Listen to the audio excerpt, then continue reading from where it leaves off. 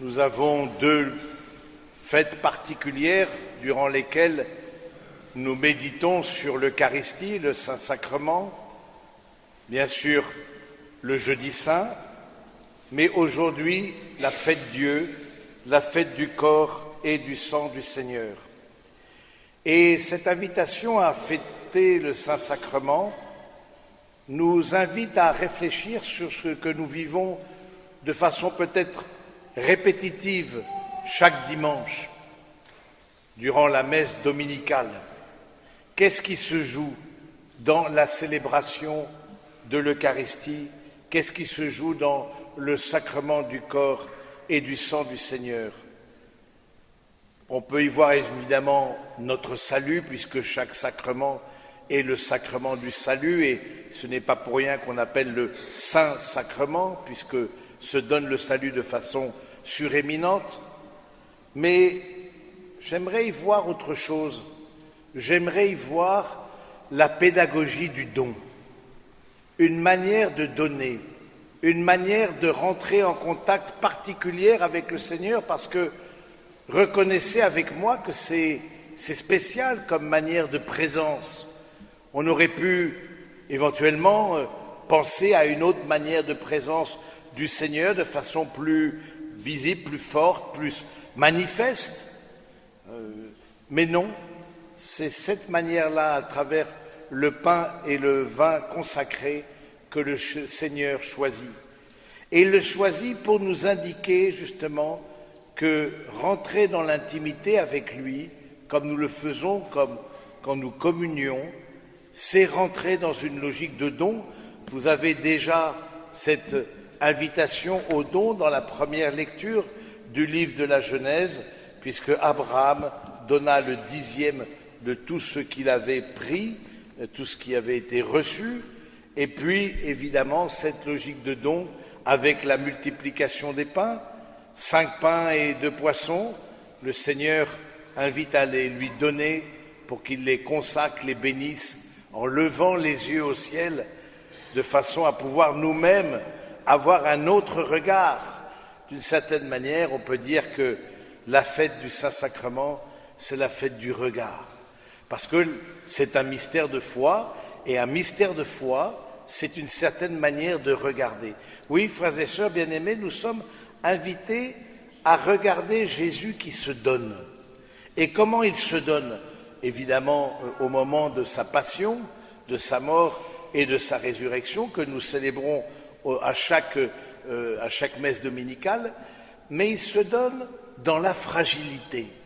Et je trouve ça tellement touchant de voir Jésus qui est là présent après la consécration sur l'autel, à travers le pain et le vin consacrés, comme il est présent dans le royaume, c'est le même Dieu qui est présent, avec son corps, son âme, sa divinité, mais sous on dit les espèces, sous les apparences du pain et du vin. Réfléchissons 2 minutes. Qui d'entre nous accepterait d'être réellement lui-même, mais de changer d'apparence, d'être sous des apparences de l'hostie et du vin consacré, c'est-à-dire dans une fragilité. Une hostie, c'est tellement rien aux yeux du monde, tellement rien face aux puissants de la terre, tellement rien face à la puissance de l'argent, etc. Et pourtant, Dieu se donne là, lui qui est dans l'humilité et qui nous rejoint de cette manière. Je trouve qu'il y a une vraie pédagogie du Seigneur qui est en lien évidemment avec la foi. Accepter de se donner dans la fragilité, accepter de vivre une certaine vulnérabilité, comme Jésus le vit en chaque consécration, chaque fois que nous sommes face à lui, face à son corps et son sang, c'est une manière de nous donner. C'est une manière de nous donner parce que on permet non seulement nous-mêmes de révéler ce qu'il y a de peut-être plus intime en nous, comme Jésus révèle à chaque Eucharistie ce qui est l'intime de son cœur, l'amour qu'il a avec le Père, à travers le pain et le vin consacrés, mais aussi ça permet aux autres de se donner. Vous voyez, c'est les deux. Non seulement quand nous accueillons notre vulnérabilité, nous nous donnons, mais nous permettons aussi à d'autres de se révéler et de venir nous toucher, de venir nous rejoindre à travers cette logique de don. Oui, frères et sœurs bien-aimés, c'est tellement une pédagogie à la fois touchante et à la fois surprenante. Vous voyez, c'est tout un chemin de vie. C'est tout un chemin de vie. C'est accueillir sa propre fragilité. C'est vraiment un chemin de vie et un chemin de foi. Parce que précisément, ce n'est pas simplement dans une dimension humaine que nous le vivons, mais nous le vivons dans une dimension de foi.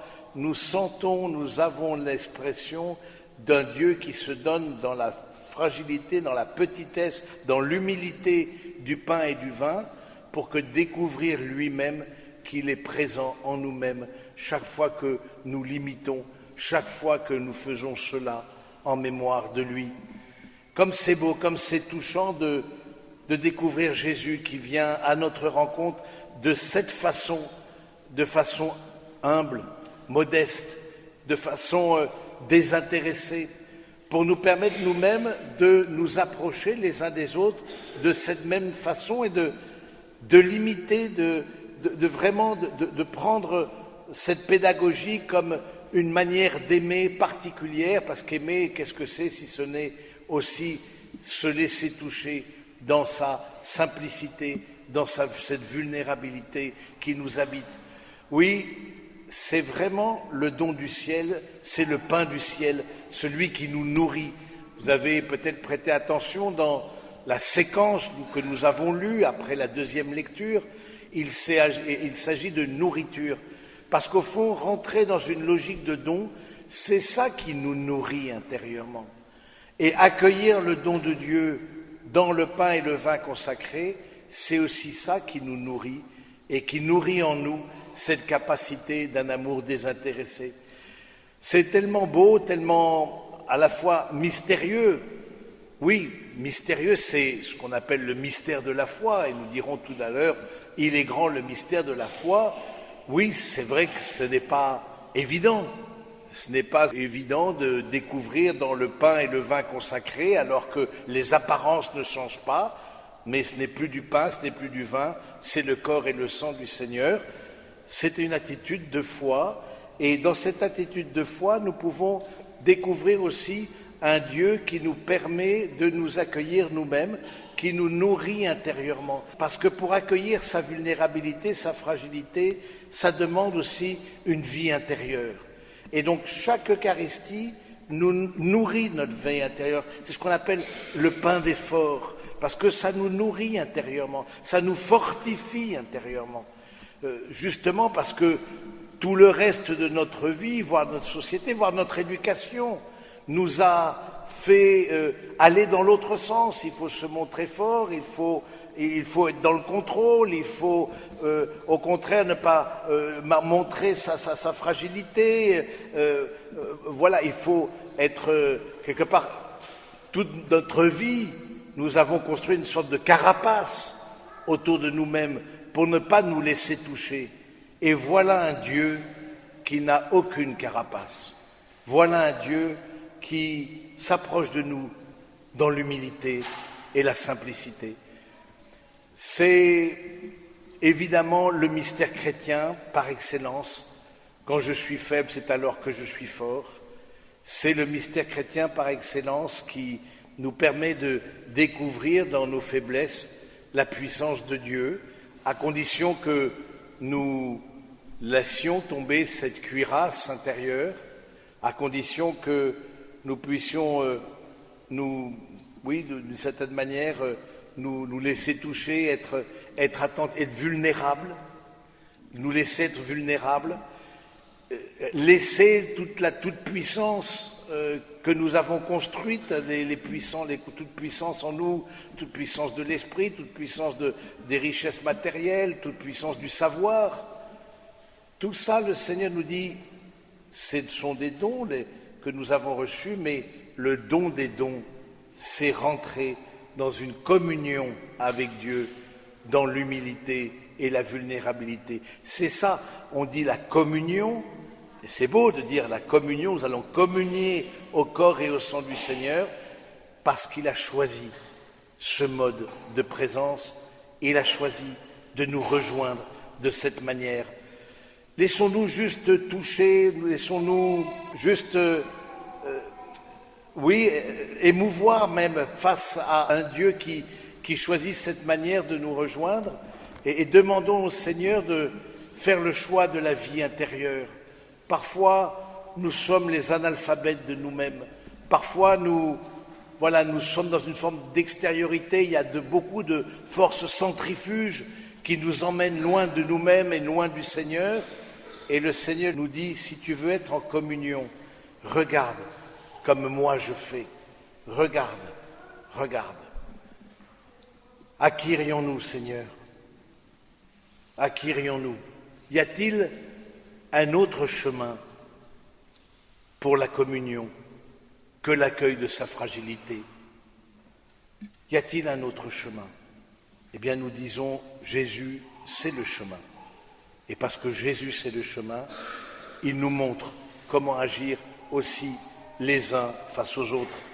Et on sait bien nos difficultés relationnelles, que ce soit dans la vie de famille, dans la vie amicale, dans la vie professionnelle, ecclésiale, bien souvent, c'est que nous ne prenons pas l'Eucharistie comme modèle. Nous ne prenons pas l'Eucharistie comme un mode de se relationner, d'entrer en communion les uns avec les autres. Nous sommes peut-être trop sur la manière du monde de manifester notre toute-puissance. Alors oui, Jésus, aujourd'hui, on va te demander, nous te demandons, nous tes fidèles, que tu nous aides à lâcher prise. C'est l'histoire d'une vie, nous le savons, c'est l'histoire d'une vie. Que tu nous aides à nous débarrasser de nos cuirasses, que tu nous aides à laisser tomber ce qui pourrait être de la peur de l'autre, mais que nous puissions, dans la confiance, t'imiter et être l'un pour l'autre une nourriture. Amen.